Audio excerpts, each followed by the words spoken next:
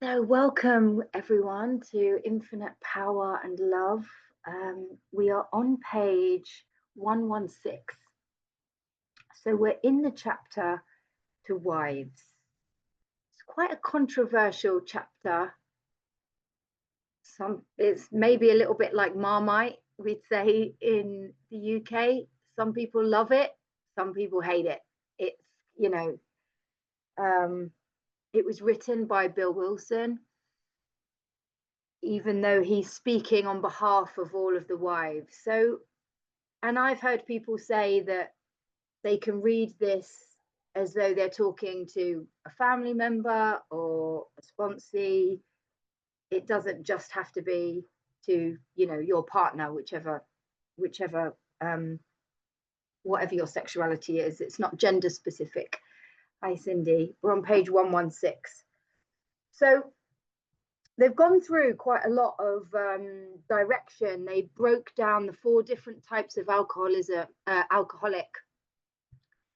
and then they kind of explained that actually the alcoholic who's the furthest down the track is probably the easiest one to deal with, because they're at that place of desperation. The alcoholic in the early phases, alcoholic 1 or 2, doesn't really have the desire yet. The consequences aren't so bad. So it's that paradox, isn't it, about to be willing and eager and hungry to grab hold of this 12-step program as though my life depends on it. I need to be beaten into a sense of reasonableness. They say, most alcoholics have to be pretty badly mangled. Why? I'm not sure. The delusion that we can still control and enjoy it is very powerful. So, did I say I'm Rach? I'm a grateful, recovered alcoholic and addict. I'm really tired, just to let you know. So I'm gonna try my very, very best. To read the book together. We're just reading the book together. So we are at the bottom of page 116, and I'll pick up from where we left off. So at first, some of us did not believe we needed this help. We thought on the whole we were pretty good women, capable of being nicer if our husbands stopped drinking. So it's been talking about, that recovery can work for both people. And actually, it just said not far up the page, time after time, this apparent calamity has been a boon to us, for it opened up a pathway which led to the discovery of God. And a boon in my book, I've got here like a favor, like it's actually a gift in disguise. So for the Al-Anon, for the non-alcoholic, it's very easy to think, well, if you stop drinking, but then if you think about it, it's the same condition that the alcoholic has of, I would be happy if I can control you, if you do what I want you to do, if you do what I think is right, then I'm going to be happy. It's the same, idea. So it says here, but it was a silly idea to think that we were too good to need God. Now we try to put spiritual principles to work in every department of our lives. So these next few chapters are really actually very beautiful, because I can't remember, I probably did mention that we've got 88 pages of the big book, not including the doctor's opinion, which is steps 1 to 11. And then we've got 76 whole pages, so nearly half of the entire book, 88 for 1 to 11, and 76 pages just on step 12. And this is about practicing. Oh, let's read step 12. I always like to read the step when, so we're just going to jump back to page 60. and just remind ourselves of what we're on here. So step 12, having had a spiritual awakening as the result of these steps. So there's the first part of our step. We tried to carry this message to alcoholics, plural.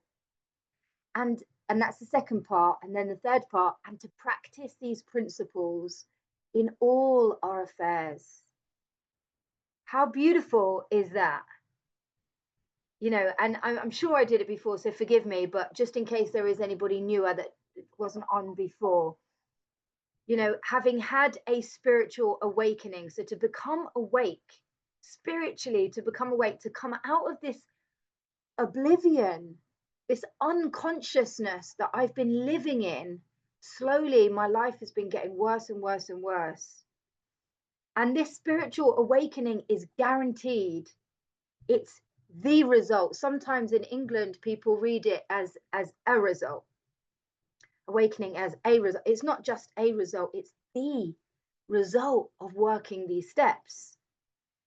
And then we try to carry this message. So these 3 chapters in between working with others and a vision for you is about to wives or to partners, to the family afterwards, and to employers. So the whole book was written, yes, to help the alcoholic, but also to help everybody involved, because it is a family. It's an illness that affects everyone, not even just families, right? So I also like that in step 12 it just says we're practicing, we're trying to carry this message. And there's lots of different places that we could refer to about what is this message.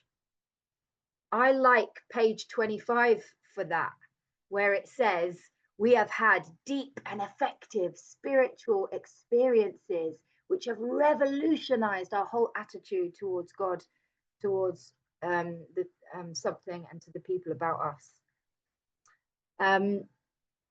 So I like that, but there could be loads of different, you know, this message could be, we found much of heaven and we've been rocketed into the 4th dimension of existence. It could be, I could sit at perfect peace and ease, the step.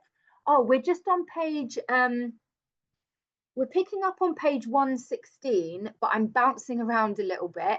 So we're reading the actual step on page 60. And then I just sort of went a bit squiffy.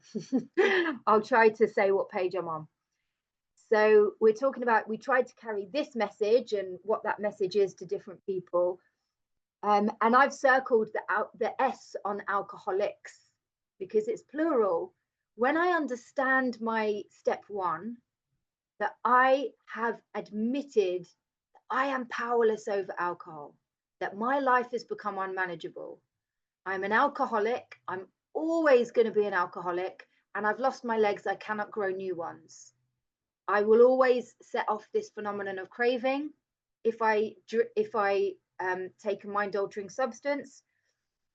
I have a spiritual malady that, unless it's fixed with God's love and aligned with God, and this mental obsession that makes me think I'm going to control and enjoy my drinking one day, which is a lie. When I truly understand that, I know that I'm going to spend the rest of my life doing this work. Now, there's something in the commitment to this program that it's like God kind of knows this. You know, Paige always says it, doesn't she? This is not just I can't remember how she refers to it. This is not just it's not a wham bam, thank you, ma'am. It's not a 12 steps and done. This is a way of life, a design for living, program for life. So I'm only trying to carry this message. And then here we go. This is what brought me to this bit. And to practice these principles in all our affairs. I've circled that all. And I like the humility of just needing and wanting, hopefully, to practice. I'm just a baby in recovery, right? We're always just learning how to practice these principles in all our affairs. our home life, our family life, our work, you know. So we'll jump back to page 116. We're just at the bottom of the page. So now we try to put spiritual principles to work in every department of our lives. When we do that, we find it solves our problems too. The ensuing lack of fear, worry, and hurt feelings is a wonderful thing. And at the beginning of the chapter, it talked about, you know, I'm going off a different book, so I haven't got my markings in this book. Okay, it's on the first page of this chapter. So it's on page 104. And it talks about the bottom of the page. It says, we have had long rendezvous with hurt pride, frustration, self-pity, misunderstanding, and fear. These are not pleasant companions. We have been driven to maudlin sympathy, to bitter resentment. Some of us veered from extreme to extreme, ever hoping that one day our loved ones would be themselves once more. So what they're starting to explain what the problem is with the alcoholic, and then they're reassuring us, the Al-Anon, that when they work a program too, they can also have this lack of fear because they are starting to depend on God as well. And Al-Anon, I mean, I don't know, I've been going through this thing with Al-Anon at the moment because it's so helpful to people, isn't it?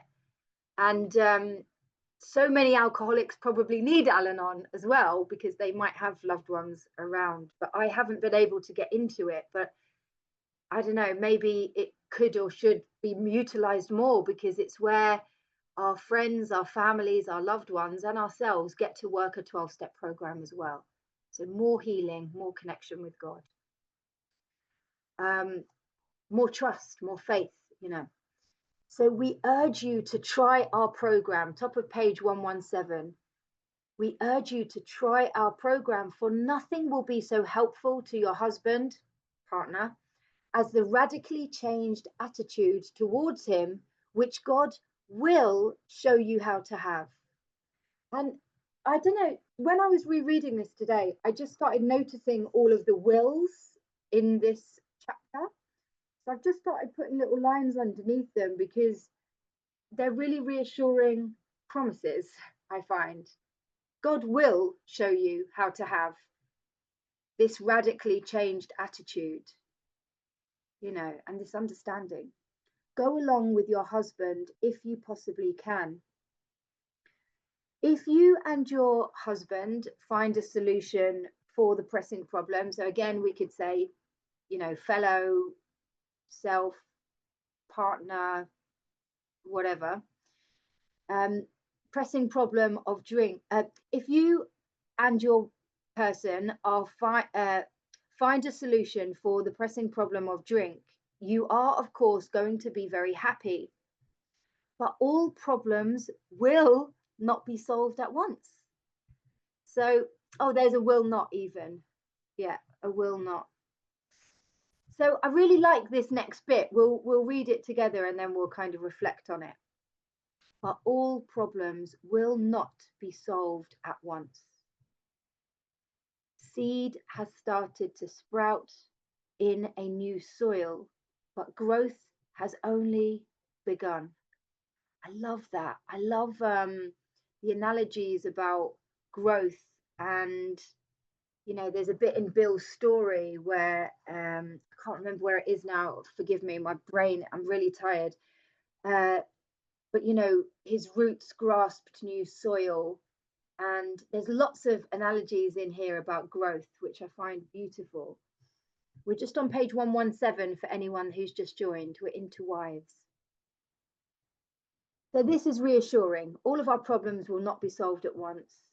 This is a process. In spite of your newfound happiness, there will be ups and downs. Okay, so I've put a big exclamation mark after that. And when I break this down and think about it, Oh, thank you, Elbel. Top of page 12.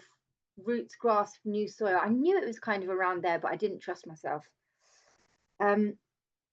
This bit here, in spite of your newfound happiness, there will be ups and downs. I love how realistic this is, how reassuring it is. Imagine that I have, you know, as the alcoholic, I'm just starting to see my own insanity. So if I think, as the Al-Anon, that now my partner has got well, everything is just going to snap back. It's really unrealistic. It's not very rational or real, or you know, it's just not very realistic. So this is quite reassuring. Many of the old problems will be with you. There's another promise. And I even circled the S on problems because it was like, yeah, let's be realistic about this. This is as it should be. So I find that really reassuring as well. It's like if I expect this to be smooth sailing, it's part of my insanity. The faith and sincerity of both you and your husband will be put to the test. I've just noticed that other will there. There's lots of definites in here that I find interesting. These workouts should be regarded as part of your education, for thus you will be learning to live. I absolutely love that line. I've highlighted it. I've got it boxed off.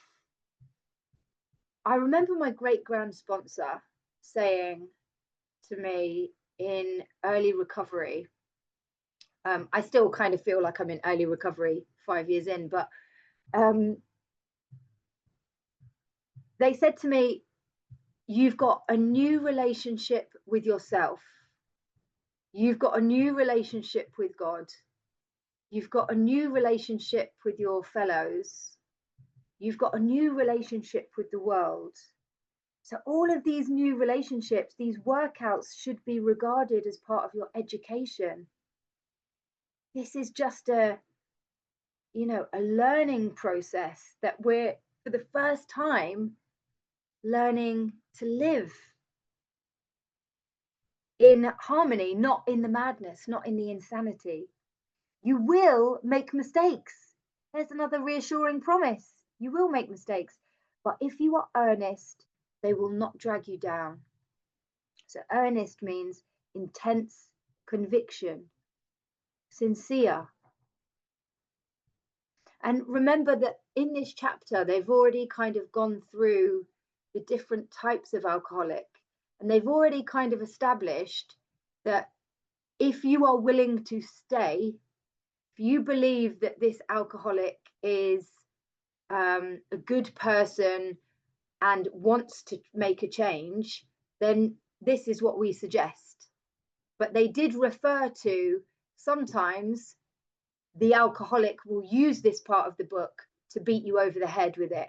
And sometimes you are going to have to leave, because why would you put yourself and your children through that?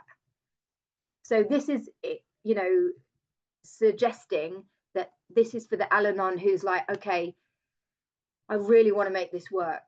So it's like, let's give it our all. If you are earnest, they will not drag you down. Instead, you will capitalize them. So these workouts, and I love the humility of seeing this as education, as an educational thing. I like the word boo-boo, like I've made a boo-boo, I've it's kind of like childlike. So when we're dealing with the alcoholic and the non-alcoholic, we're going to make mistakes. These workouts, so I'm trying to pump up my spiritual principle muscles. I haven't used these spiritual principle muscles before. So yeah, I think Freedom put in there, oops, a boo-boo and oops. Yeah, so we're practicing again, we're practicing these things. And it says instead you will capitalize them. I put a little cross reference here to the other place where it talks about capitalizing on pain and misery, and it's on page 133. So if you want to jump over there, and it is in the first paragraph, it says, but it is clear that we made our own misery. God didn't do it. Avoid then the deliberate manufacture of misery. But if trouble comes, cheerfully capitalize it as an opportunity to demonstrate his omnipotence. What a powerful place in the book. Omnipotence means it means all powerful. It's never ending power. So I like that cross reference because it talks about, am I making good of these experiences, or am I dragging myself down with my inexperience, with my childlike boo-boos, my oopsies, my mistakes, my just learning to communicate again as a adult. So a better way of life will emerge when they are overcome. Oh yeah, so capitalize, take advantage of an opportunity. And that's a lovely promise, isn't it? A better way of life will emerge when they are overcome. These mistakes, and it's quite a light-hearted approach, isn't it? It's like, okay, I'm expecting these workouts to come. This is part of my education. I'm not going to let it drag me down. I'm going to use this as an opportunity to capitalize. What is the learning here? You know, this book is saying, like, this is as it should be. This is all part of my experience. So some of the snags there's another will, some of the snags you will encounter are irritation, hurt feelings, and resentments. Your husband will sometimes be unreasonable, and you will want to criticize. So what I mentioned last week, and whenever I read this chapter, I always really, really think about my step 9, making direct amends to all people I have harmed, except when to do so would injure them or others. It always makes me think of the amends process, because I think about these poor Al-Anons, friends, family, loved ones, partners, children, who have to deal with this. So, you know, they're going to feel irritated, their feelings are going to get hurt, and they're going to experience resentments. The alcoholic will be unreasonable, and the Al-Anon will want to criticize. It says, starting from a speck on the domestic horizon, great thunderclouds of dispute may gather. These family dissensions are very dangerous. Dissensions means a disagreement. And, you know, this, it refers to it as we read on, but it's like, this is years, probably, it's not obviously everyone's situation, but probably years of alcoholism, madness, chaos, pandemonium. And then all of a sudden the alcoholic gets well, and you've probably experienced it yourself, a speck on the domestic horizon turning into, whoa, all hell breaks loose. And we can't unsay the things that come out of our mouths, right? So it's like that pause when agitated is so powerful for us and for the Al-Anons. And then it says, which again is quite upsetting, so these family disagreements, dissensions are very dangerous, especially to your husband. Often you must carry the burden of avoiding them or keeping them under control. So imagine you've got all of this pent up resentment, hurt feelings and sadness, disappointment, you want to criticize, but you've got to kind of not risk the alcoholic's sobriety by letting it out. It really makes me feel for them. Never forget that resentment is a deadly hazard to an alcoholic. And actually, even though it says to an alcoholic, it is to everyone, but I guess the deadly hazard is the fact that the alcoholic can pick up and maybe die. We do not mean that you have to agree with your husband whenever there is an honest difference of opinion. Just be careful not to disagree in a resentful or critical spirit. So again, it's a big ask, isn't it? They probably do want to disagree in a resentful way and criticize. I know. It really makes me think about, living amends. How can I be super considerate now of the people who have stood by me in my madness, in my alcoholism? Hi, Rob. We're just on page, we're just turning on to page 118. We're into wives. So you and your husband will find that you can dispose of serious problems easier than you can the trivial ones. Next time you and he have a heated discussion, no matter what the subject, it should be the privilege of either to smile and say, "This is getting serious. I'm sorry I got disturbed. Let's talk about it later." So that brilliant place, it's on 87. I've done a reference to it on the other page, but pause when agitated or doubtful. I mean, how many times has that few words and direction literally saved our butts? Pause when agitated or doubtful. And what I like about this line here is at the top of the page, "Hey Lynn, you and your husband will find that you can dispose of serious problems easier than you can the trivial ones." This is talking about a completely new way of doing things. And sometimes these old ways of being are so ingrained that we think, well, this is how it's always going to be. But actually, it doesn't have to be like that. There is a new way. And if we practice it, it can work. But we haven't practiced it before. Do you know what I mean? We've just been so it can be as simple as that if we are willing to follow direction, because that is a respectful way, isn't it, of saying, "Oof, this is getting serious, it's getting a bit heated. I apologize, I got disturbed. Let's come back to it. Let's pause when agitated."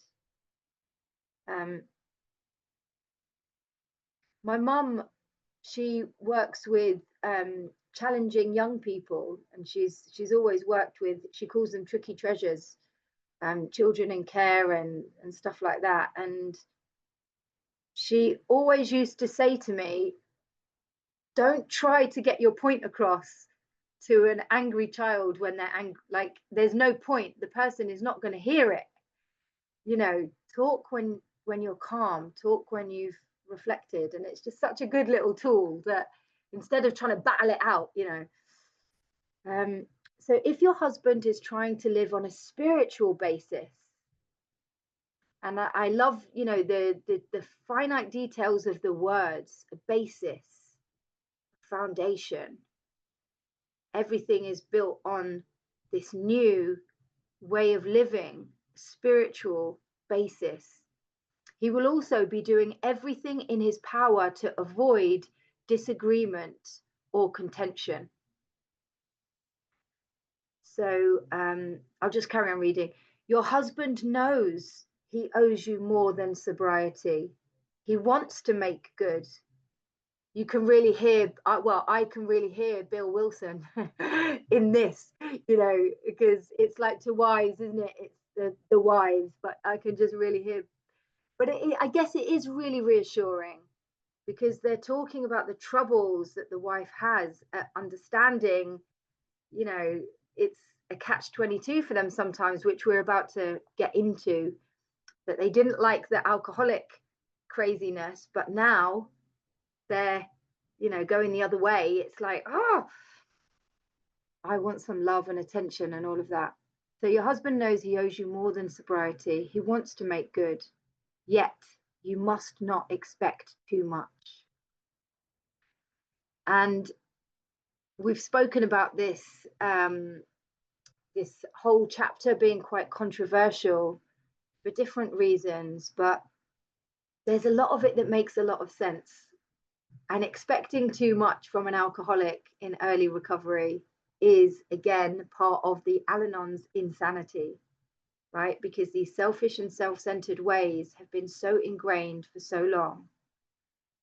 His ways of thinking, oh yeah, so it goes on to say, his ways of thinking and doing are the habits of years. Patience, tolerance, understanding, and love are the watchwords. Beautiful, the words that we're going to keep on trying to bring to mind. Patience, tolerance, understanding, and love. And if you think about those go-to character defects of the alcoholic, but also probably the Al-Anon, it's going to be impatience, intolerance, lack of understanding, and resentment. And you can't blame them. This is years of untreated alcoholism. It says, doesn't it? Somebody said the page number 132. I'm thinking about making the family neurotic. I can't get distracted now. I think it is page 132. Rob might put it in the chat. So show him these things in yourself, and they will be reflected back to you from him. So this is a real challenge, isn't it, for the Al-Anon? But it is true, because what we're trying to do and what they're trying to do is be effective and be supportive and have a life with the alcoholic where they do understand, and there is love and patience and tolerance both ways. So we know as the alcoholics and addicts that any kind of attack and criticism is not going to work. We're going to go the other way. So live and let live is the rule. If you both show a willingness to remedy your own defects, there will be little need to criticize each other. And there's that real thing again, where as the alcoholic and addict, we've just gone through this whole process of, inventory and 6 and 7, humbly asking God to remove these defects of character and making amends.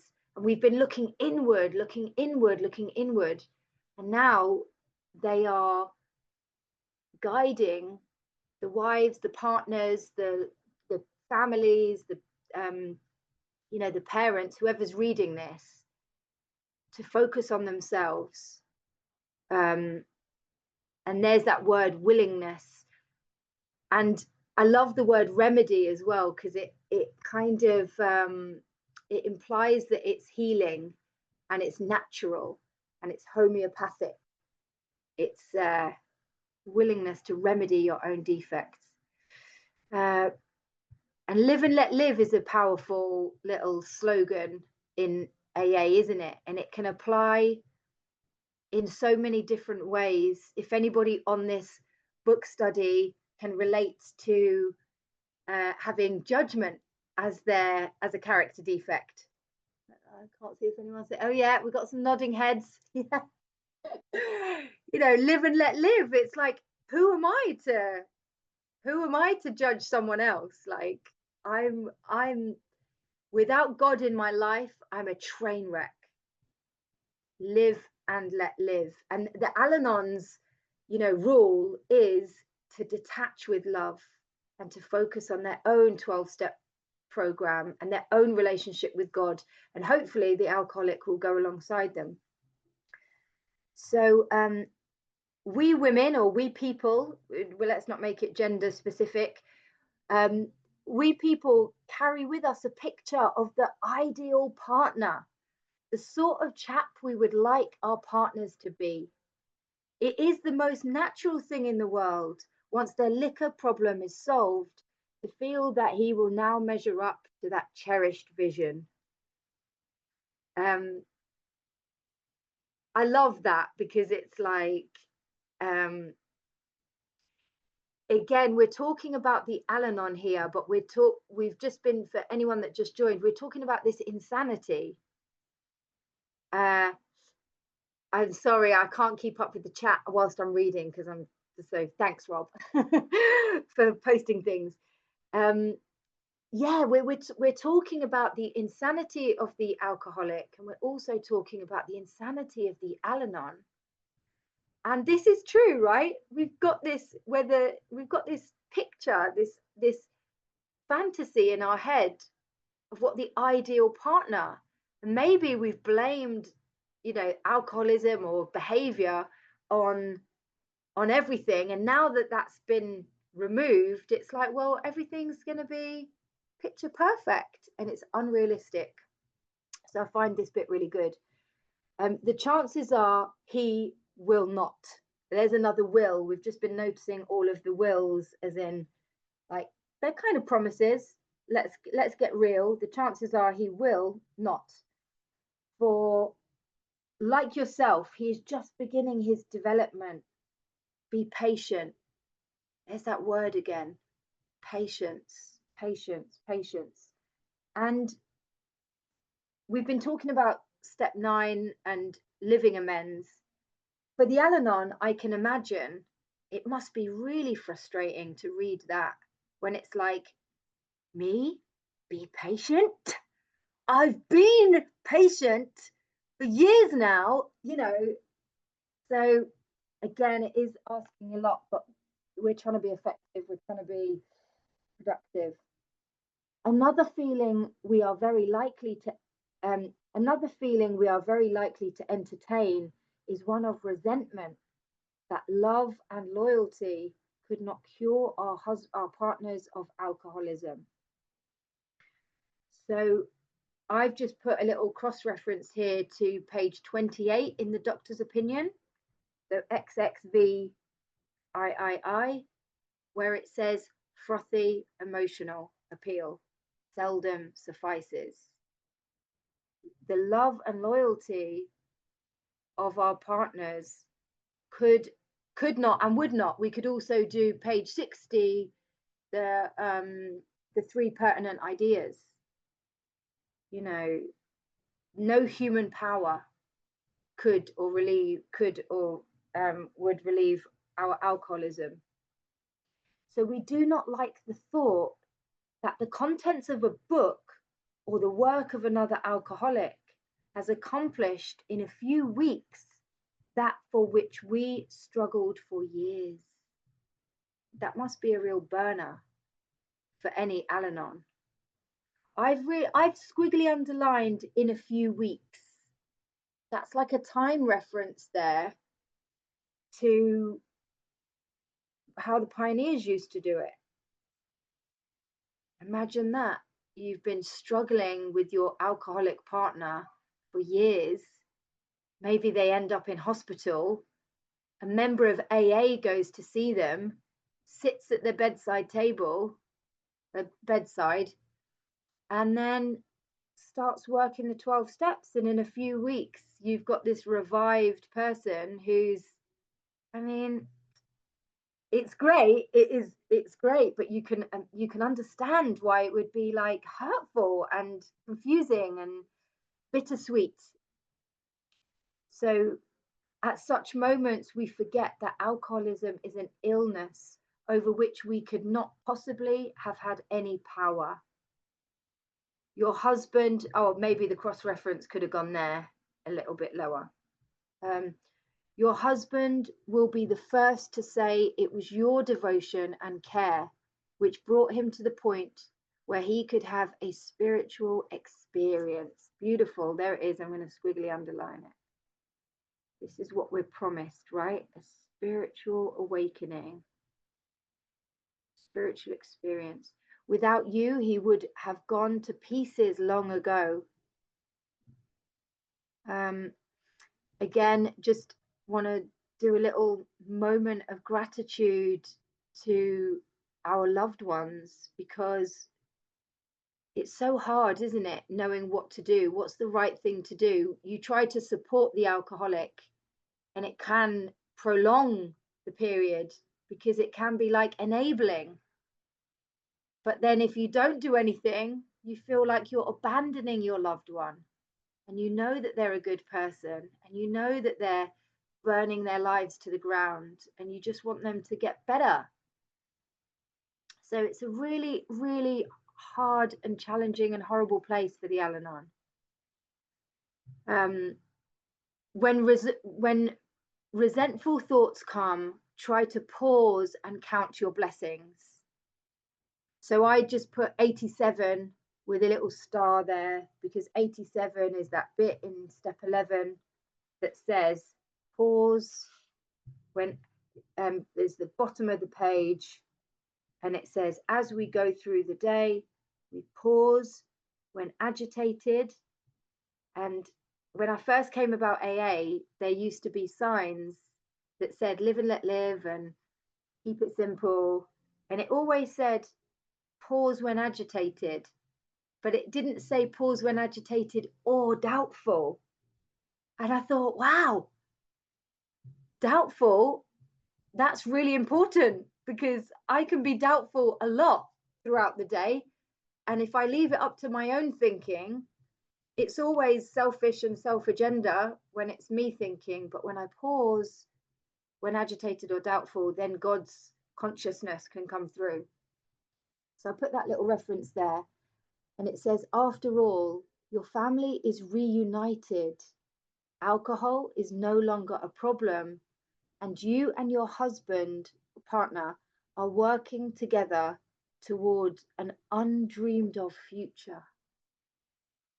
Beautiful. And I did another little cross reference there to one of my favorite places in the book. So on page 14, where Dr. Silkworth is talking to Bill Wilson after his spiritual experience, and he says, I don't know what's happened to you. Something's happened to you. I'm not sure what it is, but you better hang on to it. And I always like referring, anything is better than the way you were. Anything is better than the way you were. And remember that we've just gone through that bit, that very helpful bit into Wives, that says there's going to be problems. There's going to be, you're going to make mistakes. These are workouts. It's as it should be. So let's expect them and capitalize them as a learning curve. But I like that reference, you know, we're working together to an undreamed of future. Still, another difficulty is that you may become jealous of the attention he bestows on other people, especially alcoholics. You have been starving for his companionship, yet he spends long hours helping other men and their families. You feel he should now be yours. And again, let's just take a moment. The poor Al-Anon, who has been loyally and gratefully by our side, waiting for us to revive out of this stupor. Now we're like, yay, I feel alive again. I'm going out. I'm going to a meeting. I've got step work. I've done it myself. Neglected the family, because it's like, yay, I love recovery. I love helping others. And it says here, the fact, so this is a fact, we have to do this. The fact is that he should work with other people to maintain his own sobriety. But again, we can acknowledge that is really upsetting for the people who have been by our side. Sometimes he will be so interested that he becomes really neglectful. I might put a question mark after that. as a question to ourselves, have I become neglectful to the people in my life who aren't sponsees and service group members and everything? Your house is filled with strangers. You may not like some of them. He gets stirred up about their troubles, but not at all about yours. I might put another question mark in there. Am I neglectful and not bothered about my own family's problems because they're not fellows? They're not speaking this language of the heart, maybe. Where can I work my living amends a little bit harder with my family? It will do little good if you point that out and urge more attention for yourself. We find it a real mistake to dampen his enthusiasm for alcoholic work.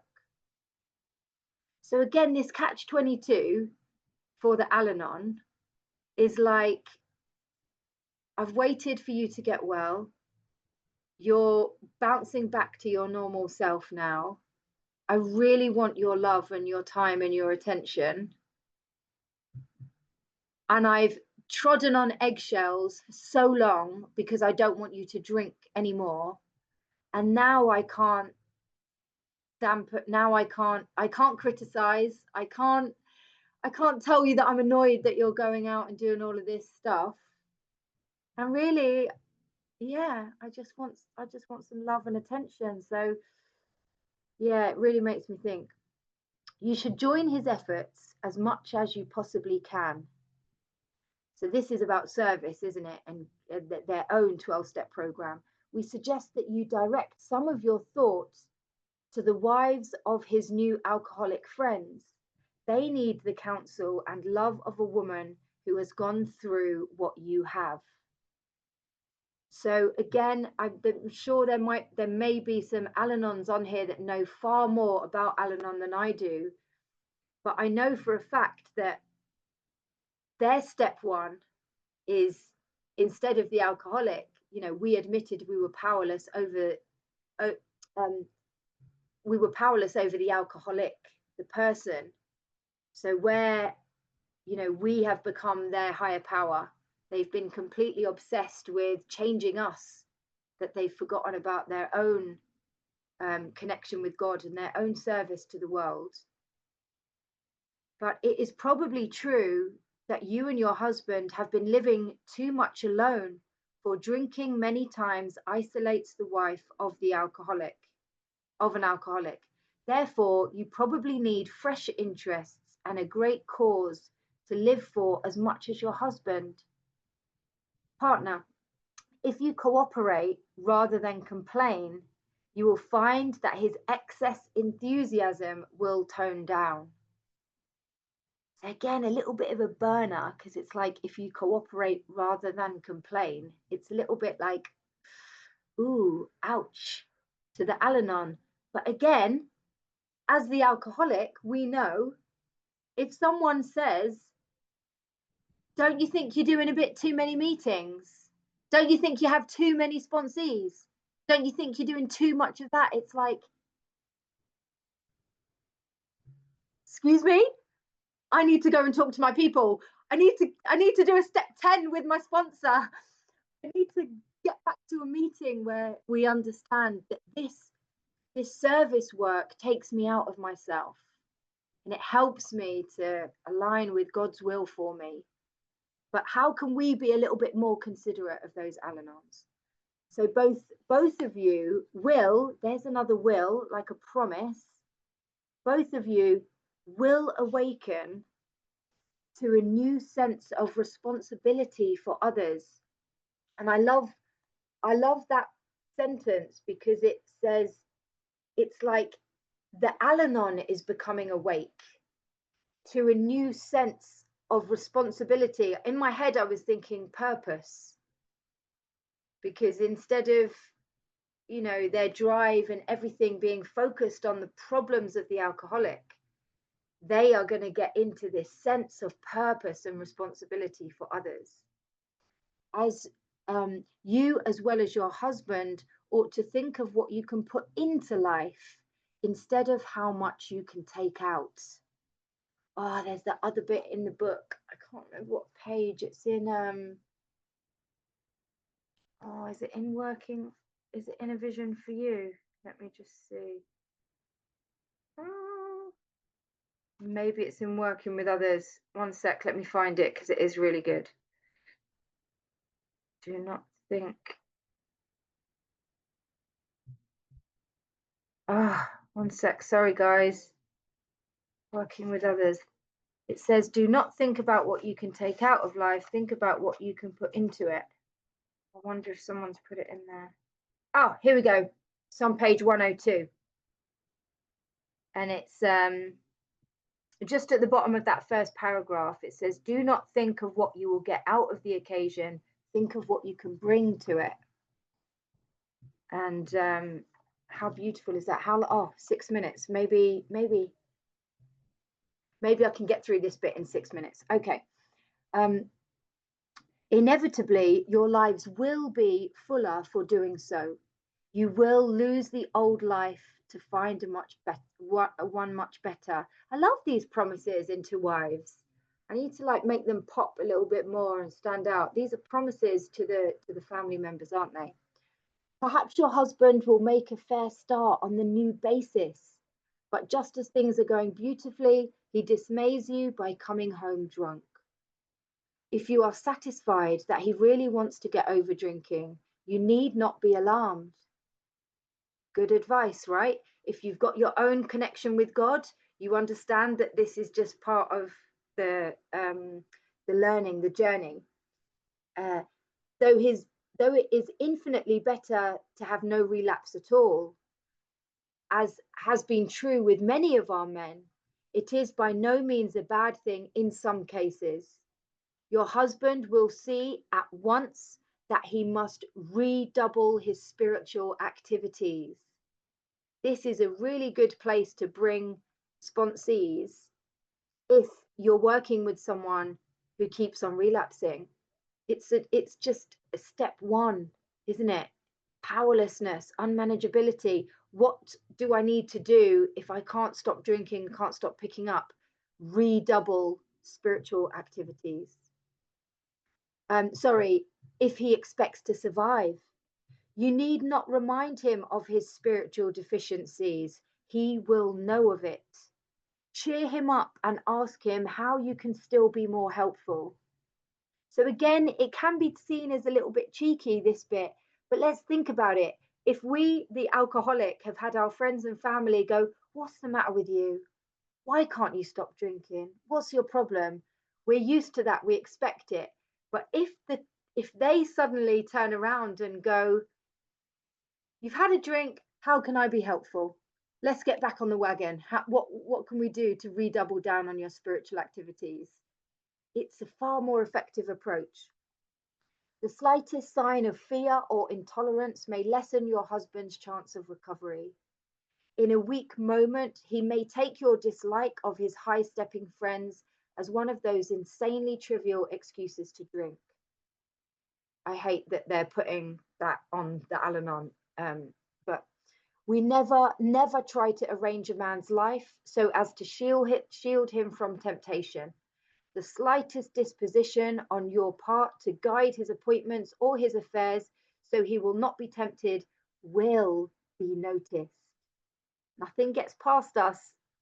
We know if people are acting a bit shifty, and the poor Al-Anons are just trying to do their best so that we, don't pick up, but it doesn't work.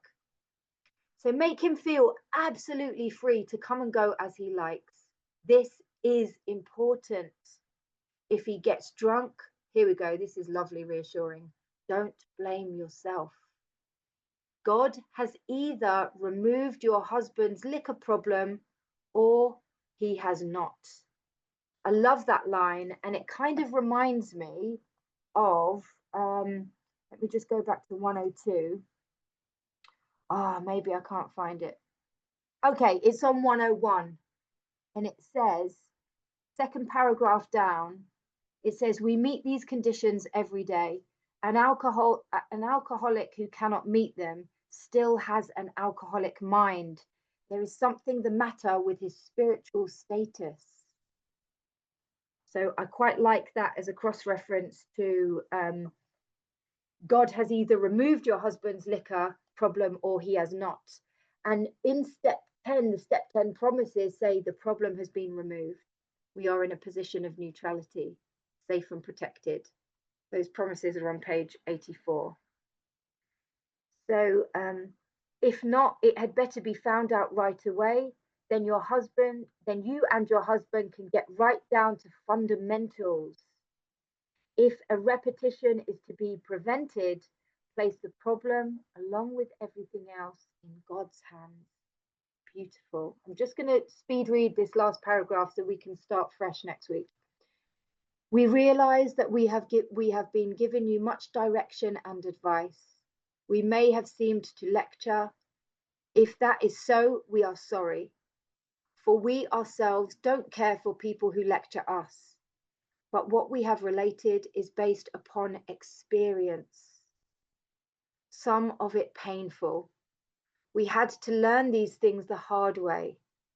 That is why we are anxious that you understand and that you avoid these unnecessary difficulties.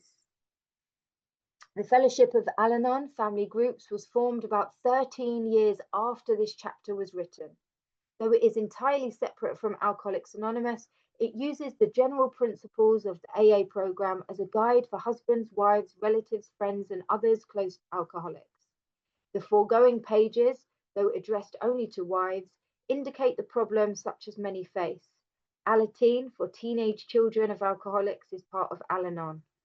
If there is no Al-Anon listing in your local telephone book, you may obtain further information on Al-Anon Alateen family groups by writing to the World Service Office. We're so lucky, aren't we, today that we can, we've just got the internet, we can go and find meetings everywhere.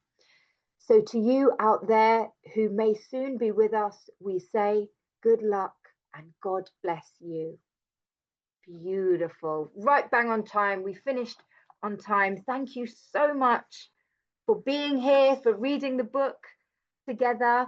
We keep this book study open just for 15 minutes if anybody would like to share back. I'm just going to stop the recording to go to Steve.